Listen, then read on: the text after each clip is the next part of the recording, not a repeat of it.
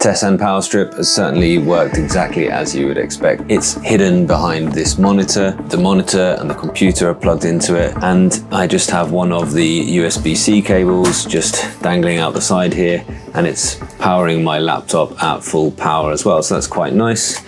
I can just sort of conceal that when I'm not using it, or also I use it to power my overhead camera at times as well, so it's quite nice to have. It certainly has lived up to the expectations. So it's a GAN charger, 65 watts. I'm not sure if that's 65 watts in total it can pull at any given time, but GAN means gallium nitrate. So these are the fastest chargers that you can get at the minute, and the idea is that it doesn't get so hot because of the type of semiconductor that it uses. 4 USB-A's, 2 USB-C's, but on either side there's also a standard UK mains port, so that's useful. Yeah, so 2 outlets with 6 USB ports. It gives the kind of different combinations here, saying that the maximum you can do out of the USB-Cs are 45 watts out of one and 20 out of the other. So you can do them either way around though, which is quite good because the top 2 are the fast chargers rather than just having one fast charger. But it's still the case that only one can be fast charger at any time, but the 2 wires are capable of it.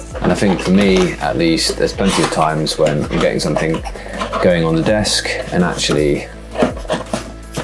it needs to be plugged in with its mains adapter rather than a USB-C, so just having that convenience of having another mains plug on the desk is something that was quite attractive to me.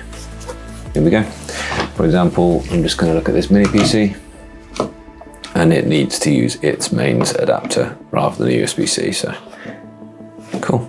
I will live with it and let you know how I go. And thanks very much, Tessan, for sending that out for review. There it is, and using it for a couple of weeks, I've had no issues with it at all. It doesn't get hot. It's doing exactly as it's advertised to do.